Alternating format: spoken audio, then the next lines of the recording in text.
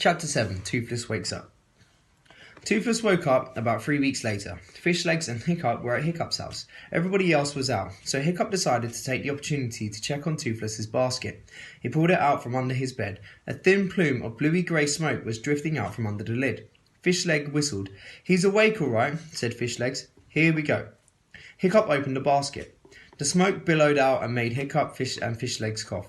Hiccup fanned it away. Once his eyes had stopped watering, he could make out a very small, ordinary-looking dragon up at him with enormous, innocent, grass-green eyes. "Hello, Toothless," said Hiccup, in what he hoped was a good accent in Dragonese. "What are you doing?" asked Fishlegs curiously. Dragonese is punctuated by mostly shrills and shrieks and popping noises, and sounds most extraordinary when spoken by a human. "Just talking to it," mumbled Hiccup, very embarrassed. "Just talking to it," gasped Fishlegs in astonishment. "What do you mean, you're talking to it? You can't talk to it. It's an animal, for four's sake." "Oh, shut up, Fishlegs," said Hiccup impatiently. "You're frightening it." Toothless huffed and puffed and blew out some smoke rings. He inflated his neck to make himself look bigger, which is something dragons do when they are scared or angry. Eventually, he got up the courage to unfurl his wings and flap out on Hiccup's arm. He walked the way up his arm onto Hiccup's shoulder, and Hiccup turned his face towards him. Toothless pressed his forehead onto Hiccup's forehead and gazed deeply and solemnly into Hiccup's eyes. They stayed there, snout to nose, without moving, for about 60 seconds. Hiccup had to blink a lot because of the gaze of the dragon's hypnotic eyes, and it gives the unnerving feeling that it is sucking your soul away. Hiccup was just thinking, "Wow, this is amazing. I'm really making contact here," when Toothless bent down and bit him on the arm. Hiccup let out a yelp and threw Toothless off him. "Fish!" hissed Toothless, hovering in the air in front of Hiccup. "We want fish, now." "I haven't got any fish," said Hiccup in Dragonese, rubbing his arm. Luckily, Toothless didn't have any teeth, but dragons have powerful jaws, so it was still painful. Toothless bit him on the other arm. "Fish!" said Toothless again. "Are you okay?" asked Fishlegs. "I can't believe I'm asking this, but what's he saying?" "He wants to eat," replied Hiccup, grimly rubbing both arms.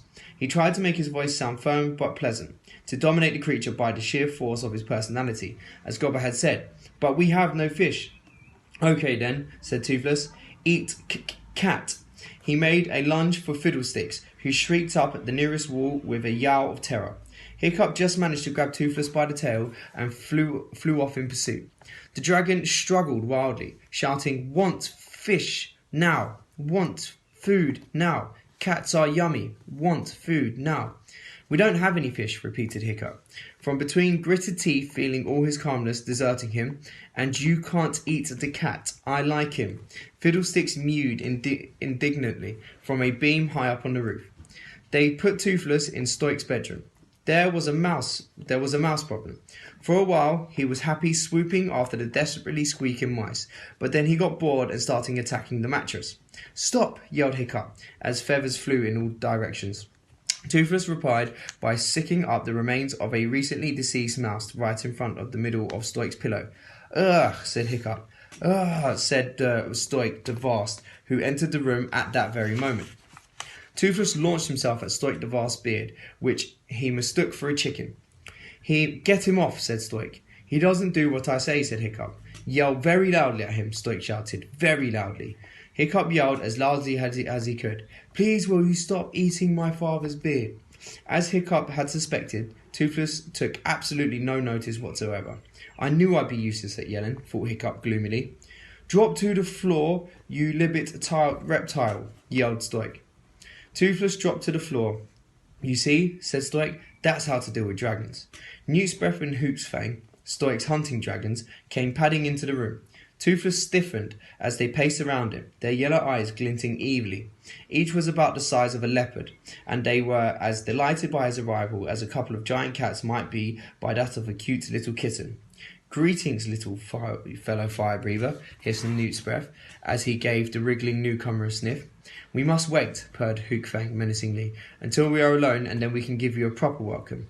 He gave a vicious swipe at Toothless with one paw, a claw like a kitchen knife that just nicked Toothless on the rump, and the little dragon howled and jumped into Hiccup's tunic, until only his tail was poking out of the neck.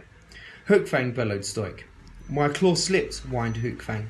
"Get out of here before I make you two into bags," yelled Stoick. and Newt's breath and Hookfang slunk out, muttering obscene dragon curses under their breath. As I was saying, says Stoick the Vast, that's how to deal with dragons. Stoick was looking at Toothless with an uncharacteristic anxiety. Son, says Stoick, hoping there might be some sort of mistake. Is this dragon your dragon? Yes, father, Hiccup admitted. It's very small, isn't it? Said Stoick slowly. Stoick was not an observant person, but even he could not fail to notice that this dragon was remarkably small, and it hasn't got any teeth. There was an awkward silence. Fishlegs came to Hiccup's rescue. That's because it's an unusual breed, said Fishlegs, a unique, violent species called a toothless daydream, distant relations of the monstrous nightmare, but far more ruthless and so rare that they are practically extinct. Really? Stoick surveyed the toothless daydream doubtfully. It looks like a common or garden to me.